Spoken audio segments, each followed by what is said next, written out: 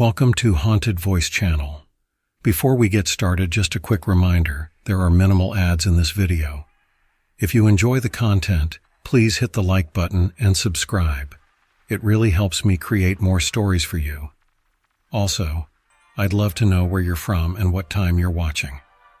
I hope you enjoy the stories, and thank you so much for tuning in. Now, let's get started. I'm not sure why I'm recording this. Maybe it's because I can't sleep and the shadows seem to be moving in ways they shouldn't.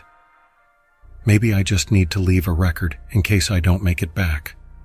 But whatever happens, I need to get this out. It all started when my buddies and I decided to go camping in Blackwood Forest. Yeah, I know. It's a cliché. A group of friends out in the middle of nowhere, tempting fate. But we weren't your typical thrill seekers. We'd heard the rumors, the stories of strange creatures lurking in the woods, of people disappearing, never to be seen again. But of course, we didn't believe in any of that. Not until the night we met Ranger Dawson. The sun was already dipping below the horizon when we arrived at the campsite, a lonely clearing surrounded by towering pines that seemed to swallow the last rays of light. The place was remote, far enough off the beaten path that our phones had lost signal miles back. It was perfect.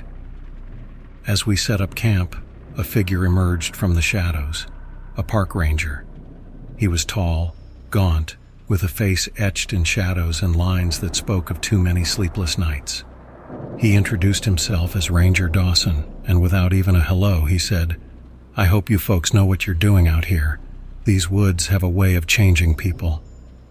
We laughed it off, thinking he was just another ranger with a campfire story to spook the tourists. But Dawson didn't laugh. Instead, he stepped closer, his eyes glinting with something I couldn't quite place. He lowered his voice and told us about the creatures, the things that weren't quite human, that walked the woods at night. "Locals call them skinwalkers or dogmen," he said, his voice barely above a whisper. "But whatever you call them, they're dangerous.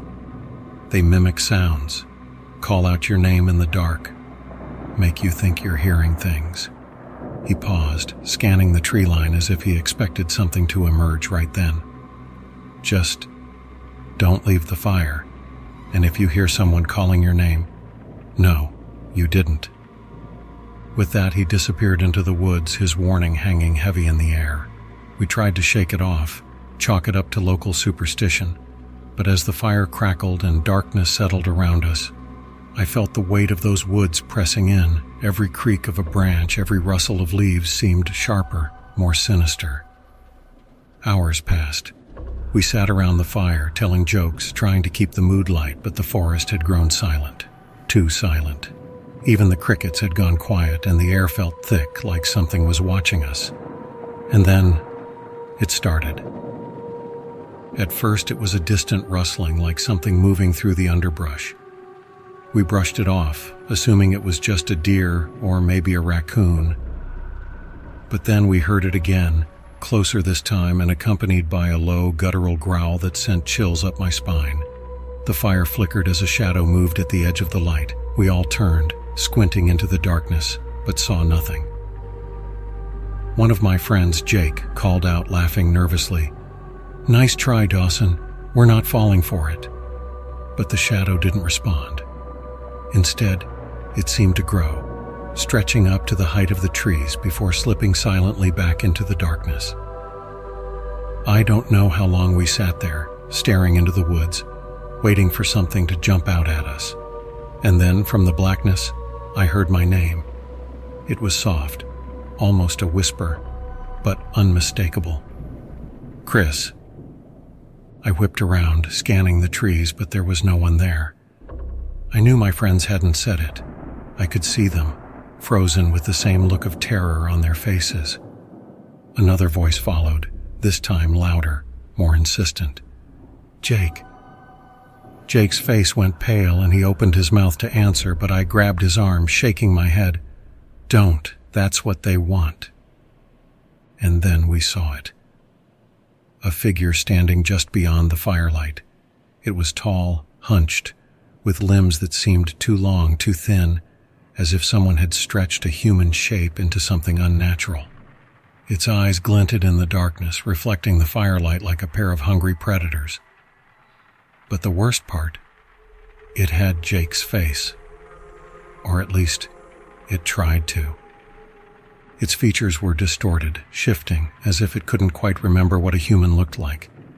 Its mouth opened and my name came out again, but this time it sounded like it was choking on the words. I stepped back, dragging Jake with me as the creature took a slow, shuffling step forward. That's when the others started. Shadows slipped out from behind trees, creeping closer with every step we took.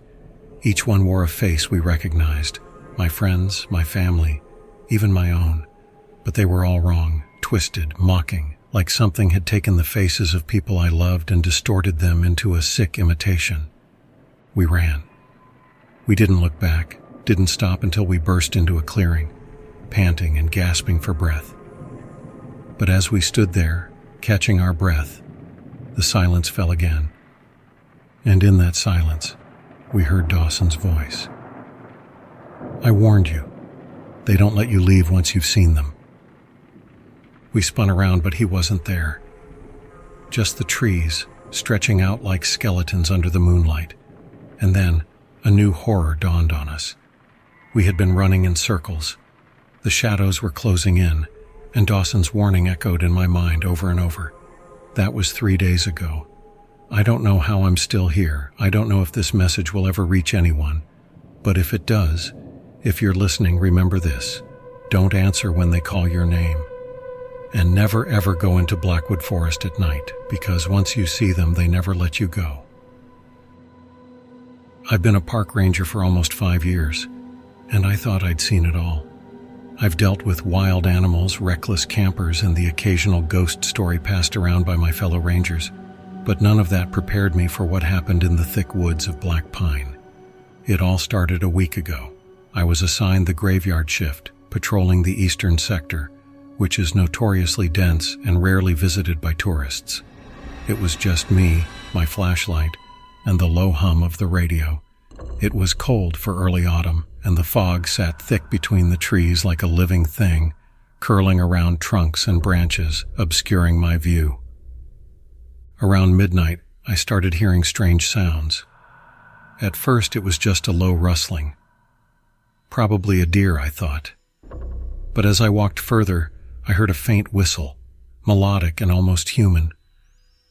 I called out, but no one answered, just the silence of the trees and the suffocating fog.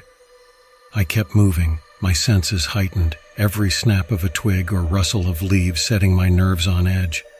Suddenly, my radio crackled. I lifted it, expecting a routine check-in, but instead, I heard what sounded like breathing, slow, raspy breaths, dragging through the speaker. Then a voice, garbled and too deep, muttered my name. That was enough to make me stop dead in my tracks. The radio crackled again, but this time there was nothing but static. I shook it, trying to clear the interference, but the static persisted. The fog seemed to thicken, pressing in around me as if the trees themselves were closing in, pushing me further into the unknown.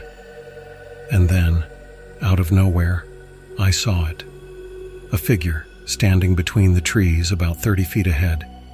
It was tall, maybe 7 or 8 feet, and covered in matted fur that looked almost like bark. Its eyes glowed, 2 pinpricks of yellow light that pierced through the fog. My flashlight barely illuminated its face, but what I did see made my blood run cold. It had the snout of a dog but elongated, almost wolf-like, and its lips were curled back in a sneer that showed too many teeth. The creature let out a low growl, a sound that seemed to vibrate through my bones, and I realized I was holding my breath. I took a step back, and it took one forward, never breaking eye contact. I turned and ran. Branches whipped at my face and tangled in my hair, but I didn't stop until I saw the faint glimmer of the ranger station's lights in the distance. I collapsed inside, locking the door behind me, my chest heaving, heart racing. I told my supervisor, Greg, about what I'd seen, but he just chuckled and chalked it up to exhaustion. Cryptids in Black Pine? Come on. "You've been watching too many horror movies," he said with a smirk. I wanted to believe he was right, that it was just my imagination, but something about those yellow eyes stayed with me. Over the next few nights, I kept my encounters to myself, but each shift grew stranger. I'd find claw marks on trees, too high and too deep for any known animal. I'd hear whispers in the distance, always just out of earshot, luring me deeper into the woods. And then, last night, I found the footprints. They were enormous, nearly twice the size of my boot, with clawed toes that dug into the earth. I knelt down, examining them, and noticed something odd. The prints didn't look like they were walking. They looked like they were dancing, as if something had been circling in the same spot for hours. My flashlight flickered, and I heard that whistle again, this time closer. It was haunting, almost beautiful, but there was a rawness to it that sent chills down my spine. I glanced up, and there it was again, standing just beyond the circle of light. This time it wasn't alone. A second figure stood beside it, taller, thinner, with limbs that seemed to bend at unnatural angles. They watched me, unblinking, as if they were waiting for something. And then the twist, the one thing that made me question everything I thought I knew. I heard my own voice. It came from one of the creatures, echoing back to me like a distorted recording. "Come closer," it said in my voice, but wrong, as if someone were mocking me. It was then that I realized these things weren't just creatures of flesh and bone. They were something else, something that could mimic, could learn. They were studying me, and I had no idea for how long. My mind raced, trying to make sense of it all, but there was no sense to be found. Just the suffocating realization that these things knew me, perhaps better than I knew myself. I managed to stagger back to the station, locking myself inside and trying to convince myself that it was over. But as I sit here now, I can still hear the whistle, faint but unmistakable, weaving through the trees. They're calling me back, and I'm not sure how much longer I can resist. Each night, they get closer, and each night, the line between my reality and theirs blurs a little more. If you're ever near Black Pine and you hear a whistle or see yellow eyes watching from the dark, don't go looking, because they'll find you first, and once they do, they never let go. They're not creatures of this world. They're echoes, shadows of something far older, far darker, that lurks just beyond the trees. And when they look at you, it's not just to hunt, it's to replace. So I'm warning you now, if you ever find yourself in Black Pine, stay on the trails and never go looking for what lies beyond. Because if you do, you might just find that it's been waiting for you all along. I'd planned the trip for months, a solo camping adventure deep in the Appalachian woods. I wanted isolation, time away from screens, noise, and people. But by the time I reached my chosen spot, late afternoon shadows stretched long and thin between the trees, and a chill settled that felt different, wrong somehow. I had just set up my tent when I heard it. A snap, then a rustling, just beyond the tree line. It was too heavy to be a deer. I called it out, hoping it was another hiker, but there was no reply. Just the crackling of leaves and twigs underfoot, circling my campsite. Goosebumps prickled along my skin as I realized that whatever it was getting closer. I forced myself to stay calm and turned back to the fire, convincing myself it was just some animal. I was stirring the embers when a voice spoke from the darkness. "Not many folks come this deep into the woods," the man said, stepping into the firelight. He wore a ranger's uniform, but it looked oddly tattered, as if it hadn't been replaced in decades. His face was pale and drawn, with an unnatural sheen to his skin that made him look not quite real. "Yeah, I wanted some peace and quiet," I replied, trying to mask my unease. "Didn't expect anyone to find me out here." "Most don't, but you should know," he paused, his gaze flickering past me and into the trees. "These woods aren't as empty as they seem. Things live here that don't appreciate visitors, especially not after dark." "What kind of things?" I asked, forcing a laugh that didn't reach my eyes. "Creatures," he said, his voice lowering. "Cryptids, some people call them. Others just call them nightmares." He leaned in, his eyes narrowing. "If you see something tonight, don't stare. They don't like being looked at. And if you hear someone calling your name, know you didn't."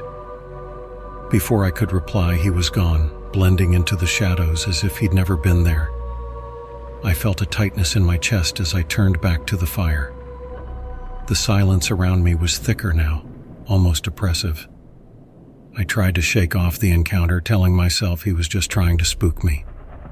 Hours passed and I forced myself to relax, even though I couldn't shake the feeling that I wasn't alone. Finally, exhaustion won, and I crawled into my tent. I was just drifting off when I heard it. My name, whispered in a voice that was almost mine, but just wrong.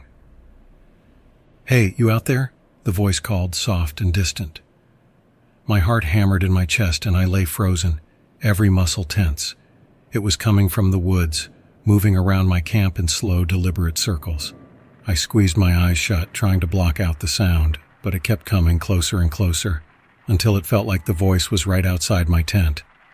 "Come on, I just want to talk," it said, mimicking my own tone, my own inflections, but with an edge that felt twisted, malevolent. I couldn't help myself. I looked. I slowly unzipped the tent just enough to peek through the crack. And there it was, a figure standing just beyond the firelight, its shape almost human, but its eyes were hollow, empty, dark holes that seemed to suck in all the light around it. It was thin, almost skeletal, with skin stretched tight over its bones, and it wore a distorted, sickly grin that was too wide, too forced. The creature raised a bony finger to its lips, making a shushing motion, and then it began to laugh. The sound was hollow, echoing, filling the night with a dread that settled deep in my bones. I zipped the tent shut, my heart pounding. I wanted to run, but the ranger's warning echoed in my mind. "Don't run." I forced myself to stay still, clutching the knife I'd brought for camp chores, my only feeble defense. The footsteps started again, circling my tent, pacing back and forth, and that twisted, echoing laughter followed me until dawn. I didn't sleep a wink. When the first light finally crept through the trees, the forest went silent again and I dared to step outside. My campsite was untouched, no sign of the night's horror. But as I packed up, ready to leave and never look back, I noticed something chilling. In the dirt just beyond the fire pit were two sets of tracks. One was mine. The other set was massive, clawed, and unearthly, trailing off into the woods as if something had followed me, watching, waiting.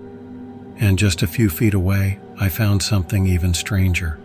An old worn ranger's hat lying on the ground, with a dark, rust-colored stain along the brim.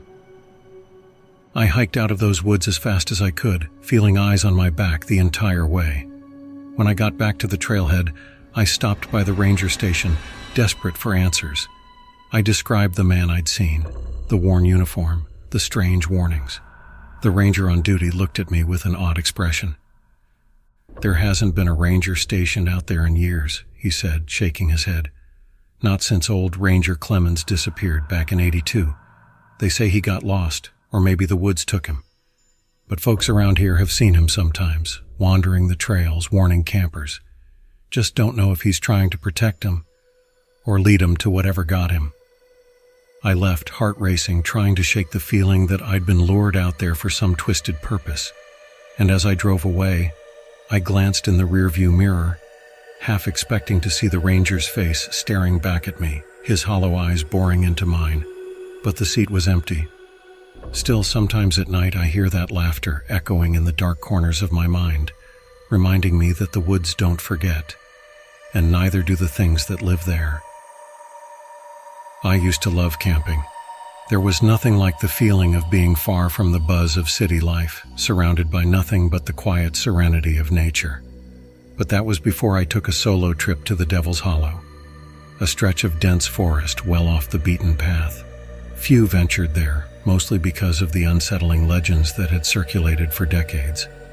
People whispered about strange creatures that roamed the woods after dark, about voices calling from nowhere, about things that weren't quite human. I'd always dismissed them as campfire tales, the kind of stories meant to spook tourists and keep kids from wandering too far. But now I wish I had listened. I wish I had never gone to Devil's Hollow at all.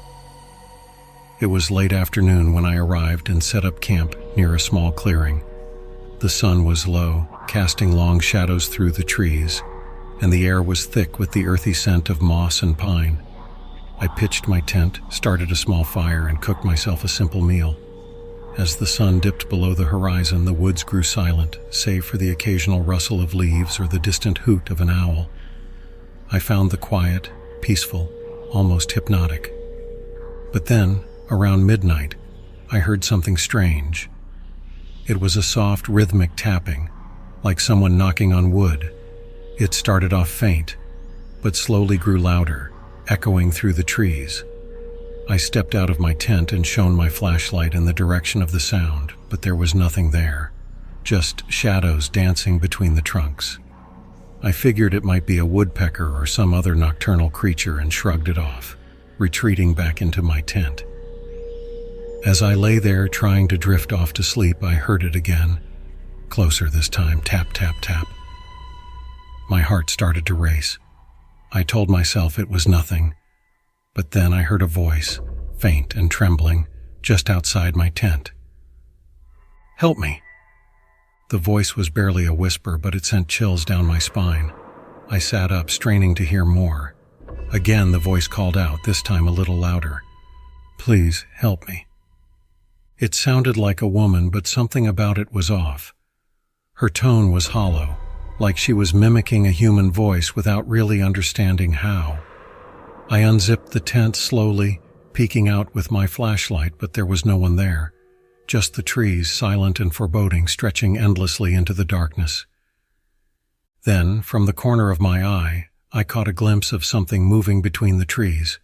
It was tall, almost impossibly tall, with long limbs that bent at unnatural angles.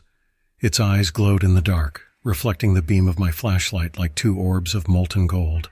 I froze, the beam trembling in my hand, as I tried to make sense of what I was seeing. The creature moved in an unnerving, jerking manner, its limbs snapping and cracking as it shuffled closer. My instincts screamed at me to run, but I was paralyzed with fear. The creature stopped a few feet from my tent, staring at me with those glowing eyes, unblinking.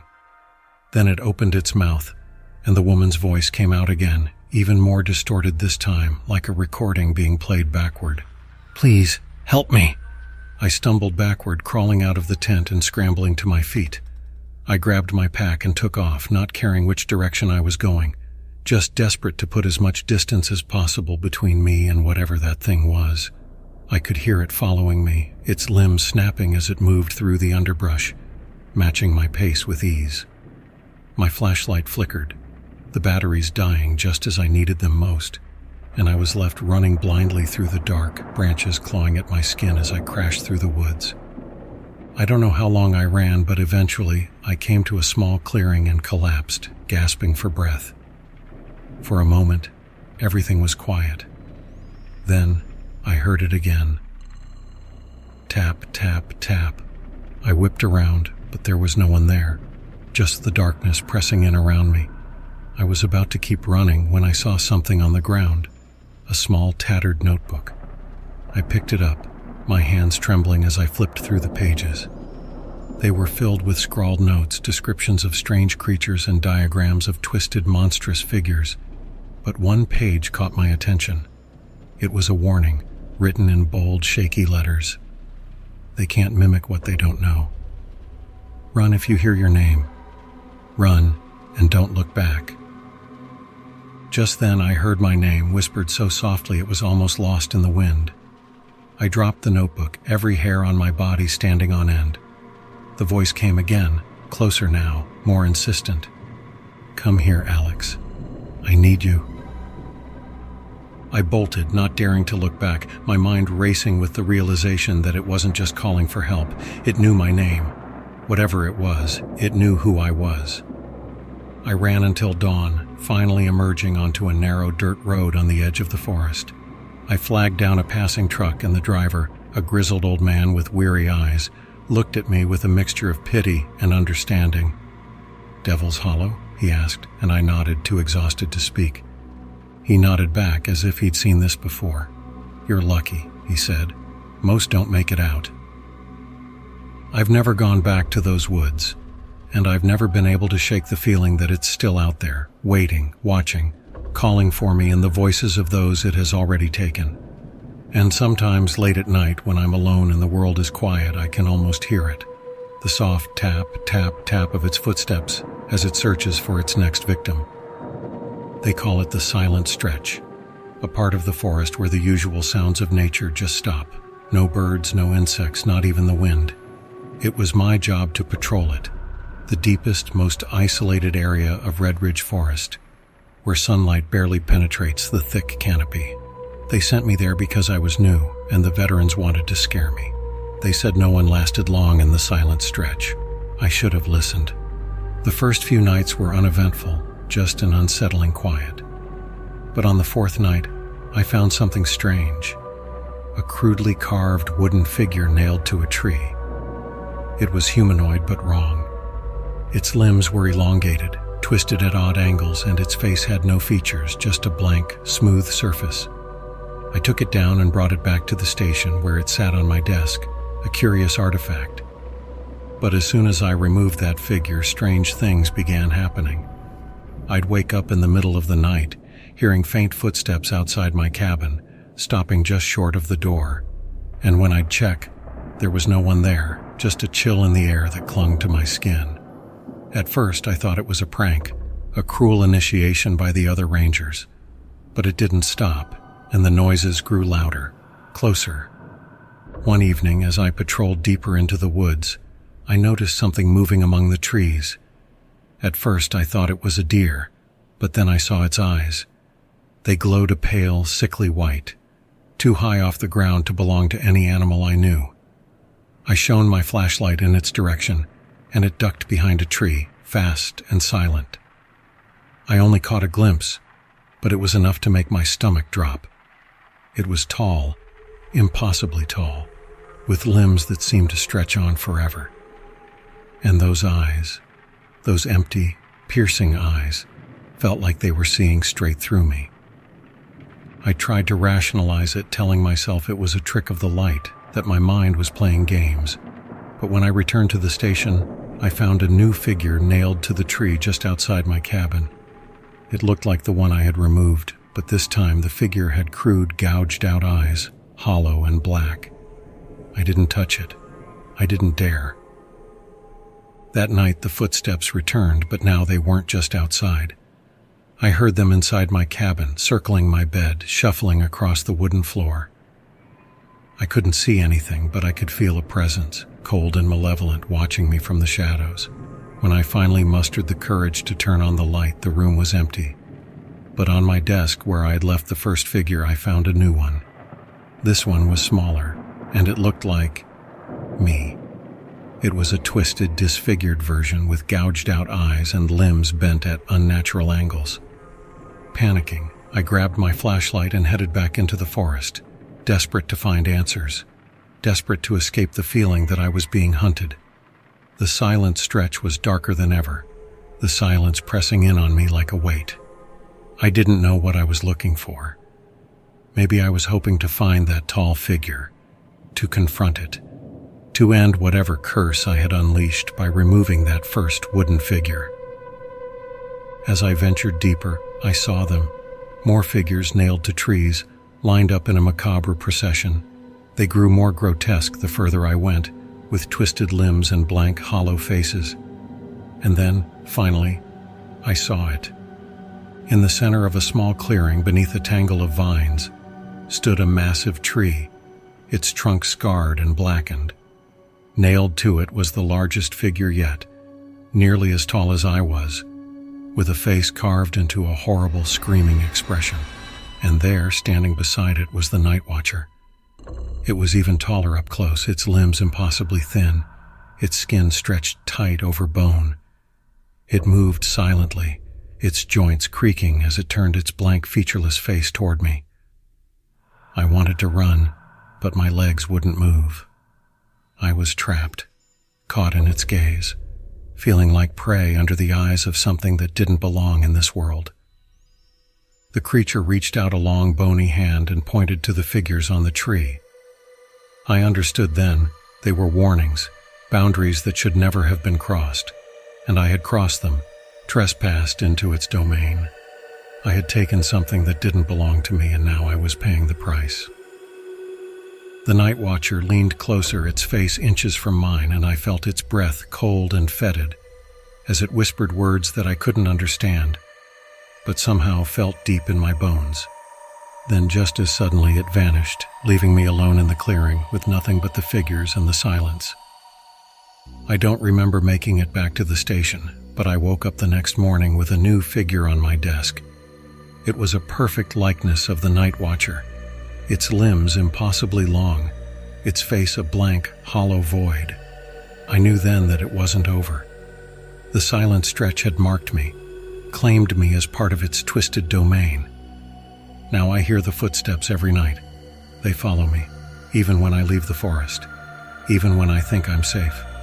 I know it's only a matter of time before the night watcher comes to collect me, to add me to its collection of twisted figures nailed to the trees in the heart of the silent stretch. I am one of them now, and I know I can never escape. The forest keeps its secrets, and now I am one of them. If you ever find yourself in the silent stretch, remember, don't touch anything, don't take anything, and whatever you do, don't look back. It was supposed to be a quiet weekend. Just me, the solitude of the woods, and a small campfire to keep the chill off. I needed the break. Life had been suffocating, stress at work, relationship falling apart. It was all too much. The deep woods, far from any cell service or responsibility, seemed like the perfect escape. I drove out early, taking winding roads that led deeper into the forest. The trees grew denser the farther I went, their towering silhouettes blotting out the sky. I arrived at the trailhead late in the afternoon, greeted by the thick scent of pine and damp earth. A weathered park ranger sat in a booth, his sun-beaten face framed by a faded green cap. "Heading in alone?" he asked, his eyes narrow beneath his brim. "Yeah, just a weekend camping trip," I replied, adjusting my pack. The ranger didn't respond immediately. His gaze shifted past me into the thick woods as if something might emerge at any moment. "Be careful," he said finally, his voice low. "People sometimes disappear out there." I laughed nervously, brushing it off as a joke, but there was no humor in his expression. His hand lingered on a worn map of the area, his fingers tracing a part marked with faded ink. "Especially around here," he added, pointing to a remote section where I'd planned to set up camp. "Why?" I asked, forcing myself to sound curious instead of rattled. "Stories," he muttered, not looking at me. "Weird stories, screams in the night, people seeing things that shouldn't be there. We're told not to talk about it. Most times it's nothing. Sometimes it's something." I nodded, trying to maintain my composure, but his words lingered like the scent of something rotting just beyond sight. I took the map, mumbled a thanks, and continued on my way. The trail wound deeper into the woods, and the deeper I went, the more isolated I felt. The trees pressed in on all sides, and the air grew colder. I found a clearing just as dusk was settling, where I set up camp, feeling uneasy without understanding why. The stillness of the forest wasn't peaceful. It was oppressive. No birds, no rustling leaves, just an unsettling quiet that made my skin crawl. By the time the sun dipped below the tree line, I had a small fire going, but it barely seemed to push back the darkness. Shadows danced around the edge of the clearing, flickering unnaturally. I tried to shake the feeling, convincing myself I was just spooked from the ranger's warning. But then, as the fire crackled and I sipped from my canteen, I heard it. A rustling, faint but deliberate. It wasn't wind. No, this was something moving, circling the edge of my camp. I stood up, peering into the dark, my flashlight scanning the trees. Nothing. Just blackness and silence. I told myself it was an animal, maybe a deer, but when the sound came again, this time from behind me, closer, I froze. There was something out there, and it was watching. I didn't sleep much that night. Every time I closed my eyes, I'd hear the movement again, sometimes the snap of a twig, other times the crunch of leaves underfoot. But no matter how quickly I turned my head or shone my light, I saw nothing. The next morning I packed up quickly, planning to head back to the car. But as I hiked back, I couldn't shake the feeling that something was wrong. The trail didn't look the same. It twisted and turned in ways I didn't remember. Landmarks I'd noted on the way in were missing. Trees loomed like dark sentinels, their twisted branches forming unnatural shapes. By noon, I knew I was lost. My heart pounded in my chest as I retraced my steps, or at least tried to. But no matter which direction I went, I ended up back in the same place.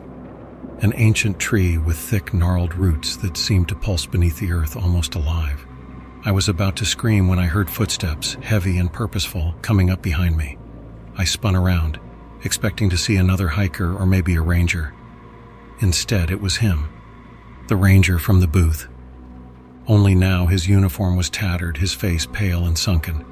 He moved stiffly, unnaturally, like his joints weren't working right. "I told you," he rasped, his voice barely a whisper. "I warned you." I opened my mouth to speak, but no words came. His eyes, once human, were now dark, empty voids. He stepped closer, and I stumbled back, tripping over the roots of that ancient tree. Before I could scramble to my feet, the ground beneath me shifted. The roots of the tree were moving, slithering around my legs, pulling me down. The ranger stood there, watching as I struggled, his face devoid of any emotion. "You shouldn't have come here," he murmured, his voice sounding far away now. "It doesn't like intruders." I screamed as the roots tightened around me, dragging me down into the cold, wet earth. The last thing I saw before the darkness consumed me was the ranger's hollow face, his lips twisting into a smile that wasn't human. And then I realized something horrifying. The ranger had never left the woods. He hadn't been warning me out of concern. He had been luring me here, feeding me to whatever lived beneath the trees. Because now, as the dirt filled my mouth and I felt the life drain from my body, I understood. I wasn't the first, and I wouldn't be the last. I'd heard the stories about Copper Ridge, a stretch of dense, twisted woods said to be haunted by an old curse. It wasn't the sort of place where people went camping, but that's exactly why I wanted to go. I'd always been fascinated by the supernatural, and this felt like the perfect chance to test my nerves. My friend Nate was less enthusiastic. "You know what they say about this place, right? It's cursed. People go missing out there," he said as we packed up the car. But I managed to convince him, armed with our tents, flashlights, and enough snacks to last a week. By late afternoon, we were deep in the woods, setting up camp near an old fire pit we stumbled upon. The remnants of charred wood and scattered rocks looked like they hadn't been used in years, which only added to the eerie atmosphere. The air was thick, carrying a damp, earthy smell, and the dense canopy blocked most of the sunlight, casting everything in shadow. As night fell, we sat around our campfire, sharing ghost stories. The woods seemed to drink up the light, and beyond the glow of the fire, everything was pitch black.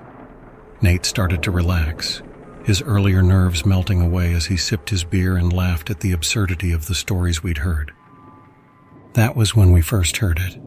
It was faint at first, almost like a whisper carried by the wind. But as we fell silent, we heard it again, an echo of laughter, distant and muffled, like it was coming from far away. We exchanged glances, and Nate called out, "Hello? Anyone there?" Silence. The laughter stopped, and we were left with nothing but the crackling of our fire. I shrugged it off as some odd echo from the woods, maybe just a trick of the wind. but a part of me couldn't shake the feeling that we weren't alone. About an hour later, I excused myself to go grab more wood from the pile we'd gathered earlier, a little ways off into the trees. As I walked away from the fire, I felt the darkness closing in around me, and the sounds of the forest grew louder, the crunch of leaves underfoot, the rustle of branches overhead. Suddenly, I heard footsteps behind me, soft and deliberate, matching my pace. I spun around, flashlight in hand, but there was nothing there, just trees and shadows.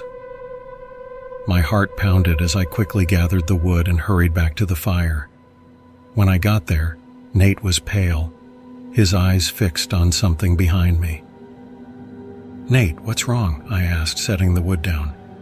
He didn't answer, he just pointed. I turned, expecting to see someone, but there was only the darkness.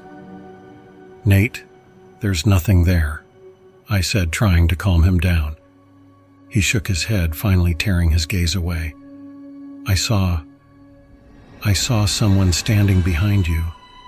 They were just staring, and then they vanished."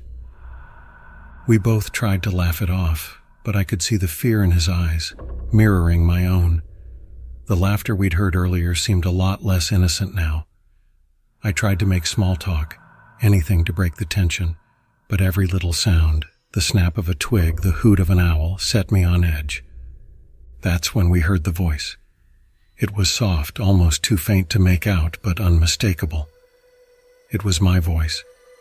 "Nate, come here." I stared at him, my heart racing. I hadn't said anything. "Nate, I swear that wasn't me." But before he could respond, we heard it again. "Nate, come here." It was coming from the darkness beyond the fire, in the same direction I'd heard the footsteps earlier. I wanted to run, but my legs felt like they were glued to the ground. "Stop messing around, man," Nate whispered, his voice barely more than a tremor. "I'm not," I replied, my voice shaking. "Let's just pack up and go." But as we stood ready to douse the fire and leave, we heard a new sound, a branch snapping, then another, getting closer, moving fast. I shone my flashlight into the trees, and that's when I saw it. A figure, tall and shadowy, stood just beyond the tree line, its face obscured. As I moved the light, the figure shifted, and I caught a glimpse of its eyes, empty, black pits that seemed to swallow the light whole. The figure took a step forward, and the whispering started again. This time, it was Nate's voice calling my name, repeating over and over, "Come here, come here." I grabbed Nate's arm and pulled him back towards the car, not daring to look back. We ran, stumbling over roots and rocks, the voices following us, growing louder, until we finally burst out onto the dirt road where our car was parked. Without a word, we jumped in, and I floored it, speeding away from Copper Ridge as fast as I could. We drove in silence for miles before Nate finally spoke. "Did you hear that? It was us. It sounded exactly like us." I nodded, too shaken to say anything. All I could think about was that voice, the way it mimicked us, called to us, luring us deeper into the woods. When we reached the safety of our town, we swore never to speak of it again, chalking it up to our overactive imaginations. But sometimes late at night, I hear echoes in my head, our voices calling, laughing, whispering, just like in those woods. And I wonder if a part of us is still there, trapped in the darkness, calling out to anyone who dares to listen. It was supposed to be a peaceful weekend, just me, my tent, and the silence of the wilderness. I'd been camping for years, and I knew the spots that guaranteed seclusion, where you could be miles away from another soul. Pine Hollow was one of those places. Nestled deep in the forest, it was a small clearing surrounded by towering pines that stretched high into the sky, their dark needles swaying gently in the wind. Perfect, I thought. Exactly what I needed. The first night started off serene. The campfire crackled softly as the sun dipped below the horizon, casting long shadows between the trees. I could hear the distant chirping of crickets and the occasional hoot of an owl. Nothing unusual, just nature doing its thing. The sky was pitch black now, save for the small pinpricks of stars that peeked through the gaps in the canopy above. I crawled into my sleeping bag and zipped up my tent, feeling that familiar sense of calm wash over me. But that calm didn't last long. Around midnight, I woke up to a noise outside the tent, a low rustling sound like someone or something was moving through the underbrush just outside. I listened closely, heart thudding in my chest, telling myself it was probably a raccoon or a deer. It was too faint to be anything larger, too inconsistent to be a person. I convinced myself it was nothing and rolled over, trying to fall back asleep. That's when I heard it, a faint whispering. It was so quiet at first I thought it was the wind, but then it became clearer. Soft voices, like a conversation being carried on the breeze. They were coming from just beyond the tree line, too far away for me to make out the words, but close enough to send a shiver down my spine. I sat up, straining my ears to catch more, but the whispers stopped, as if they knew I was listening. I told myself I was imagining things, that the isolation was getting to me. But when I unzipped the tent and peeked out, the fire had burned down to glowing embers, casting eerie shadows across the campsite. The forest was still, too still. No crickets, no wind, nothing. Just silence. I quickly zipped the tent back up and laid down, pulling my sleeping bag up to my neck like a kid afraid of the dark. My mind raced, but eventually, exhaustion took over and I drifted into a restless sleep. The next morning, everything felt off. The air was heavy, like it had a weight to it, pressing down on me. The trees around my campsite seemed darker, more foreboding, and every now and then I could swear I saw movement in the corners of my vision. But when I turned to look, nothing. The whole forest felt like it was watching me. I decided to explore a bit, hoping to shake the unease. As I wandered deeper into the woods, I found something strange. A circle of stones, arranged in a perfect ring, with charred bits of wood in the center. It looked like an old fire pit, but it hadn't been there the day before. I'd scouted this area thoroughly when I set up camp. There was no way I could have missed it. Suddenly, the forest around me felt suffocating. The trees, once majestic, now seemed to loom over me, their twisted branches reaching down like claws. I felt exposed, vulnerable, like I wasn't supposed to be there. The whispering started again, faint and distant but unmistakable. This time it sounded like it was coming from all directions, as if the forest itself was speaking in hushed tones. I ran back to camp, heart pounding, only to find that things had been moved. My backpack, which I had left inside my tent, was now lying next to the fire pit, open, with all of its contents spilled out. My water bottles had been emptied, and my food was scattered across the ground, untouched by animals. It was as if someone had gone through my things and then left, deliberately trying to unnerve me. I knew I had to leave. I hastily packed up my gear and started hiking back to the trailhead. The forest seemed to close in around me as I walked, the whispering growing louder, more insistent. Every now and then, I'd hear a twig snap behind me, but when I turned around, there was nothing there, just trees standing silent and still. As I neared the edge of Pine Hollow, I saw something that made my blood run cold. In the dirt, just ahead of me, were footprints, bare, human footprints. They were fresh, the edges of the prints still crumbling. I knelt down to get a closer look, and that's when I realized something horrifying.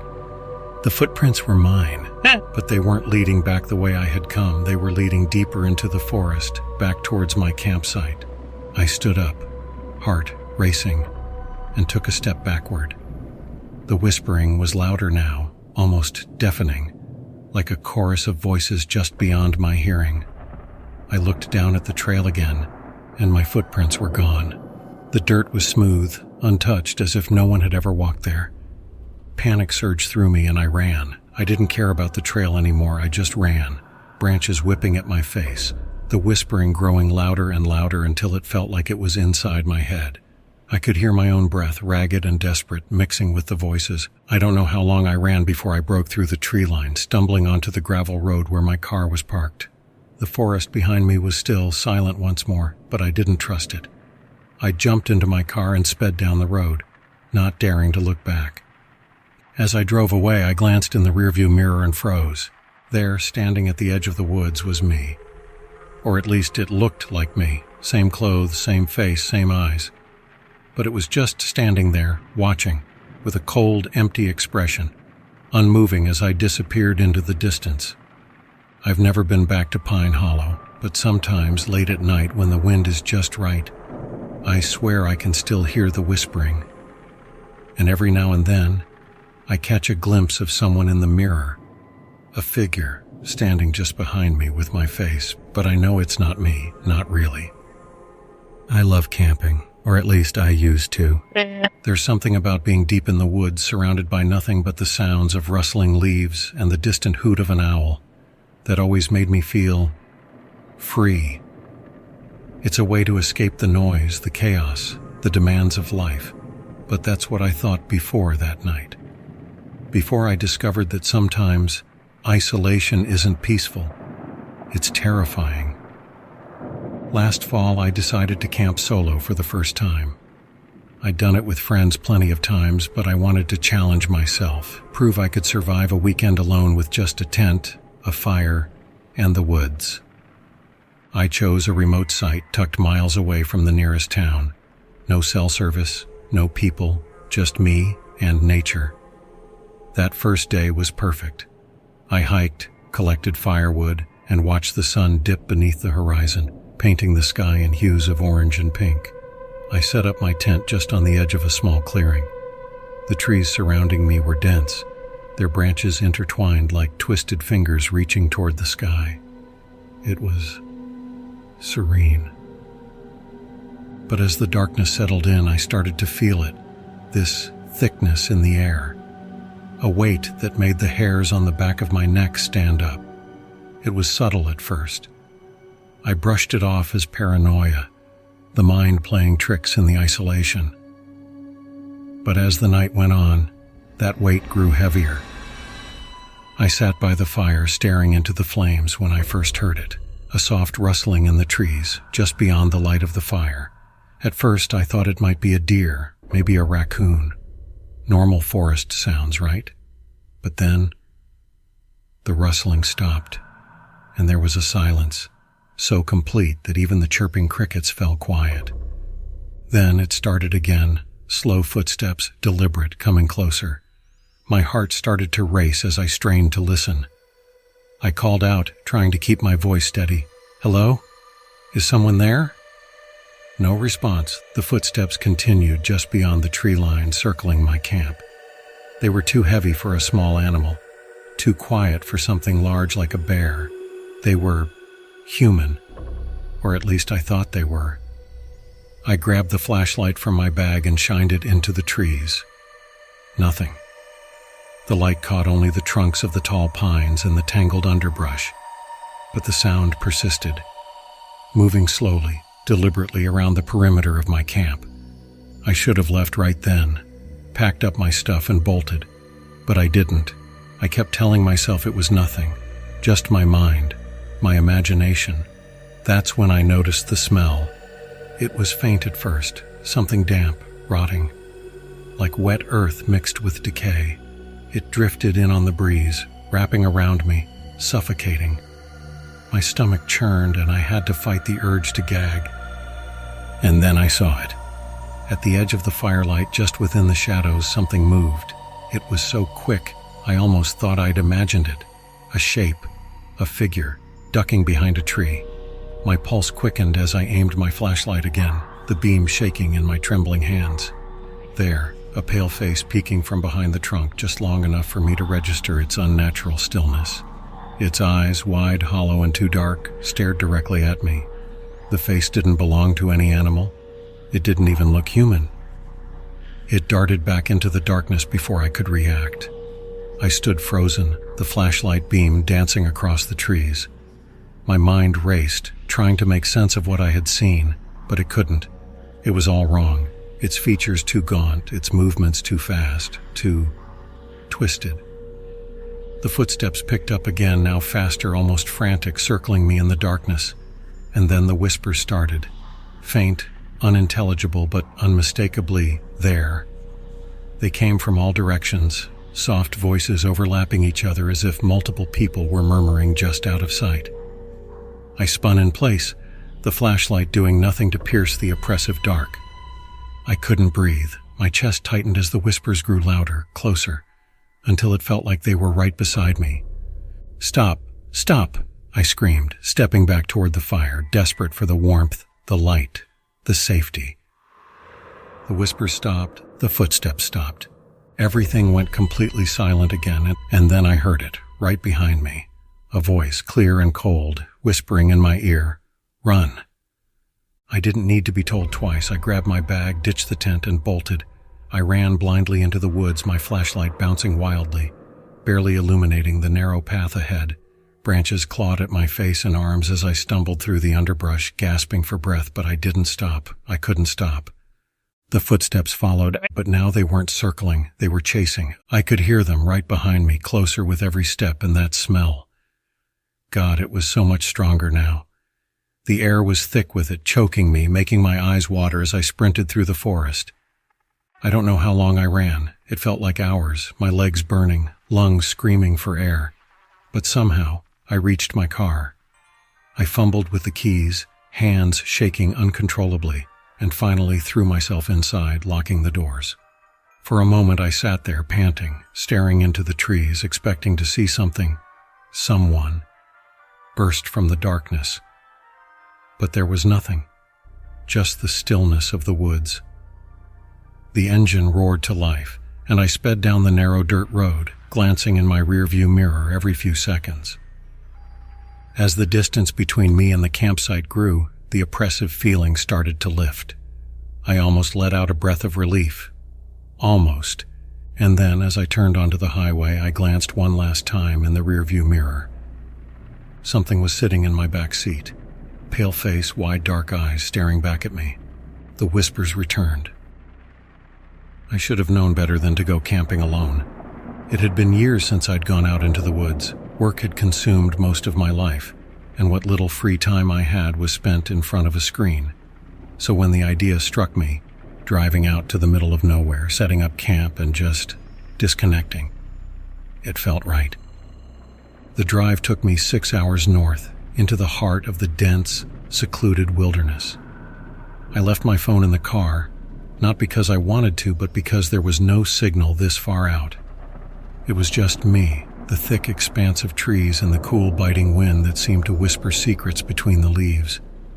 No distractions, no stress, just peace. At least, that was the plan. I found a clearing deep in the forest, far from any trails.